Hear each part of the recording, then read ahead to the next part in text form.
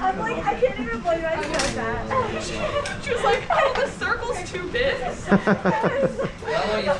Wasn't that your first year last year? Is that it? Is that all we have to do? Yes. Yeah, now you'll have to mark the sides in centimeter gradations. I would actually go in half centimeter gradations and then mark the full centimeters. 1, 2, 3, 4. And no, I don't think you'll need to. I think you just need to be able to see the water level. I would start where the bottle is at it starts to be at its widest, and then start from there and start with 0 top on down because you're going to measure downward. Yeah, so right about where your thumb is perfect. So you'll fill the water up to there. That'll be 0, and then 1, 2, 3, 4, 5. But let's do it in half centimeter increments. The mark with your marks.